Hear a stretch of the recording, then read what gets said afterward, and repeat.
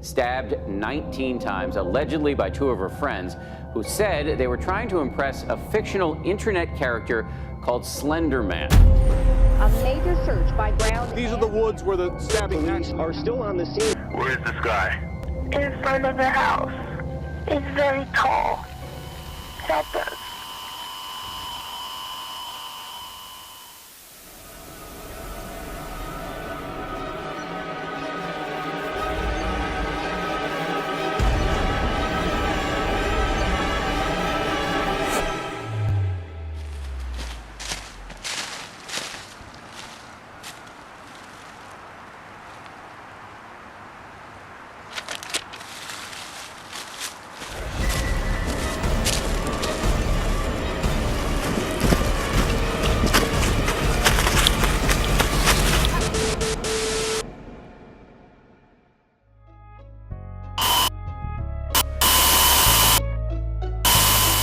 Slender Man, a fictional supernatural character with origins in a Photoshop contest held on the Something Awful forums in 2009. In a submission by Eric Knudsen, he was depicted as being thin, unnaturally tall, and having a featureless face.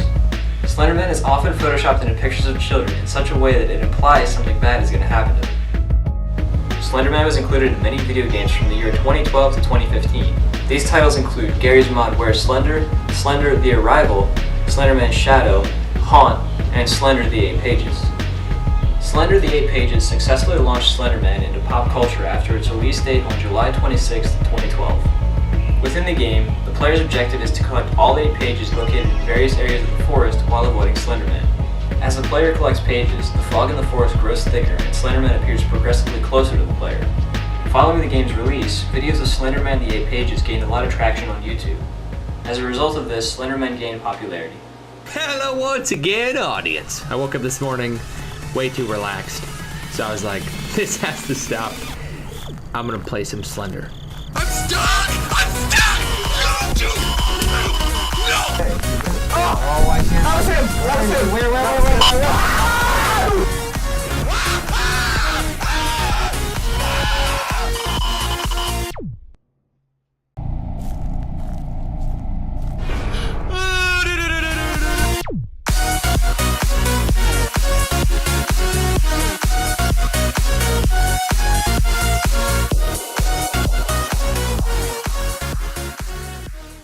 As a result of Slender Man's massive popularity, there are a few situations in which the urban legend was taken too far. The criminal complaint says the victim, who was also 12, was badly wounded. One knife strike coming so close to her heart, the criminal complaint says she was 1 millimeter away from certain death.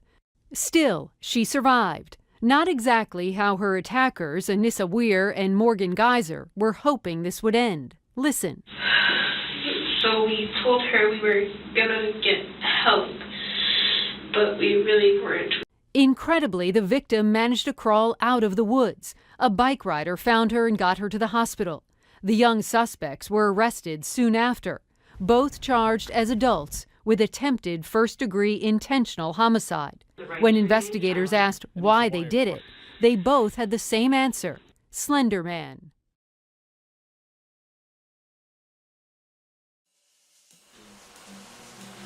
Before we look at some examples of fads, we first need to have a fundamental understanding of what fads are. The definition of a fad is a temporary fashion, notion, manner of conduct, etc., especially one followed enthusiastically by a group.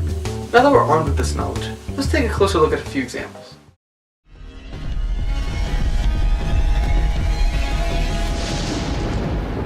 I've sacrificed a lot to get here. Now, if I have this figured out, this competition's all about speed.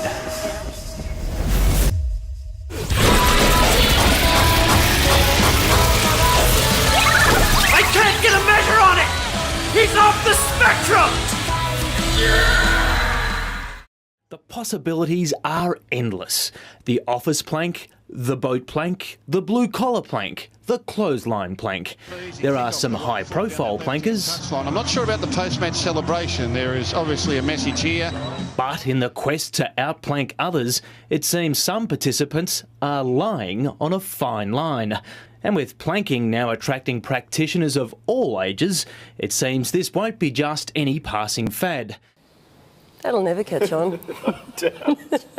I agree. The sports tonight with Brad McHugh. What's the jam? Okay, that was weird. But it actually gave us two great examples of fads within the last decade. The first fad is the object located within Zach's hand. Now, unless you've been living under a rock for the last year, you know that this is a fidget spinner. And unless you've been living under the same rock, you know that a fidget spinner had its quick rise and even quicker descent in popularity in the year 2017. The original purpose of a fidget spinner was to help students with ADHD be able to focus in class, but it quickly devolved from there. What's interesting about these fidget spinners is how fast they grew in popularity. In a couple of months, they were sold everywhere. At the local mall, at Walmart, or Kmart, or Target, your local bookstore, anywhere that you could buy something, you could find a fidget spinner. But, like all fads, this one must come to an end. Now let's take a look at the second fad that was in that example. I think it's pretty obvious to see that Zach isn't laying in a normal position. This is known as planking. This was a huge craze back in 2009 to 2011, and people were doing it everywhere. Now there's no real purpose to this fad except for looking really weird in public. But people still did it anyway. It was something that was huge and wasn't going away for another 2 years. All this talk about fads has got me wondering, what kind of fads were around in the 70s, 80s, and 90s? Let's take a closer look at that. Now, one of the most popular fads back in the 1980s was the Rubik's Cube. Originally called the Magic Cube, the Rubik's Cube was created by Erno Rubik back in 1974, but only really started gaining its popularity in the 1980s. People were fascinated by this little cube because of the amount of possibilities there were. You could go up, you could go down, you can go left, right. The possibilities seemed endless, and for a long time, people thought it was unsolvable. Erno Rubik himself only solved it 3 months after its creation. What's interesting about the Rubik's Cube is that it's actually making a comeback today. There are more Rubik's Cube competitions now than there ever have been before, and people are trying to solve these things faster and faster. With the world record being 4.74 seconds, the last fad we're going to be talking about today is actually a place. Chuck E. Cheese was founded back in 1977 by Nolan Bushnell, and the first location was in San Jose, California. From there, it quickly grew into a chain of family entertainment centers and restaurants, where children and parents alike could go to play, eat, and have fun. The popularity of the chain only grew into the 80s, 90s, and 2000s, with it dying out around 2005. And that is all you need to know about fads. Now, let's move on to fashion. Whoa! Whoa, what happened? The lighting has changed. I changed my shirt, and the background has changed. The word change is defined as to make different in some particular. And a word that's often associated with change is fashion. Now, fashion doesn't have to necessarily mean clothing. In fact, the definition of fashion is a widely accepted behavior pattern that changes periodically. Nowhere in that definition does it mention clothing. But for the sake of this video and for the sake of argument, let's stick with clothing. In particular, let's talk about dresses. We've already established that fashion is always changing. But what's interesting about dresses in particular is just how far they come. Let's take a look at some differences between dresses in the early 20th century and dresses from today. This is a dress from 1910. And this is a dress from today. If you look at a dress from 1910, you see that the dress covers the entire body. But if you look at a dress from today, it leaves little to the imagination. Back in 1910, women wore dresses for everything, from dinners to weddings to just staying around the house. Nowadays, women only wear dresses for fancy parties, dinners, weddings, etc. With all this change happening in our lives, it seems a bit hard to keep up.